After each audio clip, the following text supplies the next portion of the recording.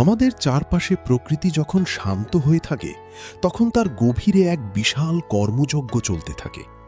এই যে আপনি এখন দেখছেন একটি আতা গাছের বেড়ে ওঠা, এটা কি কেবলই একটি গাছ, নাকি আমাদের জীবনের এক প্রতিচ্ছবি? আমরা যখন কোনো স্বপ্ন দেখি, ঠিক এই চারা গাছটির মতোই তাকে পরম মমতায় রোপণ করি। শুরুতে হয়তো কিছুই দেখা যায় না, শুধু মাটির নিচে শিকড় বিস্তারের নীরব লড়াই চলে। আমাদের জীবনটাও তো ঠিক এমন।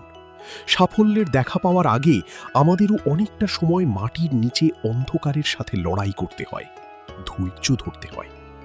একটু লক্ষ্য করে দেখুন, এই গাছটি কিন্তু একদিনেই বড় হয়ে ফল দেয়নি। তাকে রোদ পোহাতে হয়েছে, বৃষ্টির ঝাপটা সহ্য করতে হয়েছে। আজ আমরা যা কিছু সুন্দর দেখি, তার পেছনে আছে দীর্ঘদিনের নীরব ধৈর্য। আমাদের আজকের এই ব্যস্ত পৃথিবীতে আমরা সবাই দ্রুত ফল পেতে চাই। আমরা ভুলে যাই যে কোনো ভালো জিনিসই হুট করে হয় না। জীবনের প্রতিটা ধাপে আমরা যখন ক্লান্ত হয়ে পড়ি, তখন এই প্রকৃতির দিকে তাকানো উচিত। প্রকৃতি আমাদের শেখায় সবকিছু তার আপন গতিতে ঘটে। আপনি যদি বীজ বপন করে প্রতিদিন মাটি খুঁড়ে দেখেন চারা বের হলো কিনা, তবে চারাটি কখনোই প্রাণ পাবে না। তেমনি জীবনের লক্ষ্য অর্জনে কঠোর পরিশ্রমের পাশাপাশি সময়ের উপর ভরসা রাখাটাও খুব জরুরি। আতা ফলটিকে দেখুন, এর বাইরের আবরণটা বেশ অমসৃণ, একটু রুক্ষ, কিন্তু এর ভেতরে লুকিয়ে আছে অসাধারণ মিষ্টি এক স্বাদ। মানুষের জীবনটাও ঠিক তেমনই। আমাদের ওপর দিয়ে যখন কঠিন সময় যায়, আমাদের যখন খুব রুক্ষ পরিস্থিতির মোকাবিলা করতে হয়, তখন আমরা ভেঙে পড়ি। কিন্তু মনে রাখবেন, এই কঠিন পরিস্থিতিগুলোই আপনার ভেতরের ব্যক্তিত্বকে মিষ্টি এবং পরিপক্ক করে গড়ে তোলে।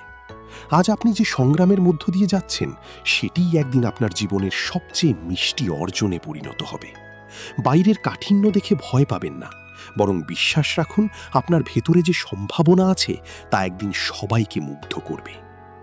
একটি গাছ যখন বড় হয়, তখন সে কোনো শব্দ করে না।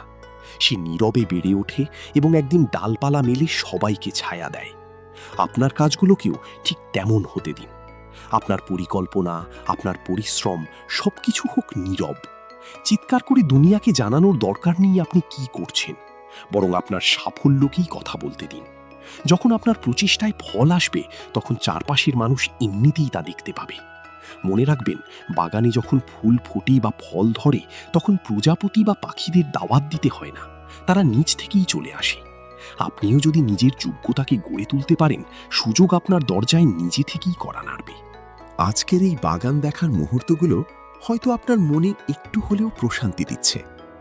এই প্রশান্তিটুকু আপনার প্রতিদিনের কাজে লাগিয়ে নিন। জীবনটা একটা বাগানের মতো। আপনি প্রতিদিন এখানে কি বপন করছেন তা খুব গুরুত্বপূর্ণ। আলস্য আর নেতিবাচকতা, নাকি পরিশ্রম আর স্বপ্ন? আপনি যা রোপণ করবেন, দিন শেষে আপনি ঠিক তাই পাবেন। তাই নিরাশ হবেন না। চারাগাছটি যেমন ছোট থেকে মহিরুহ হয়ে ওঠে, আপনার ছোট ছোট ভালো অভ্যাসগুলোও একদিন আপনাকে অনেক উঁচুতে নিয়ে যাবে। নিজের প্রতি বিশ্বাস রাখুন, সময়ের উপর আস্থা রাখুন। একদিন আপনার জীবনের বাগানটিও ঠিক এভাবেই ফলে ফুলে ভরে উঠবে। ভালো থাকুন, ইতিবাচক থাকুন।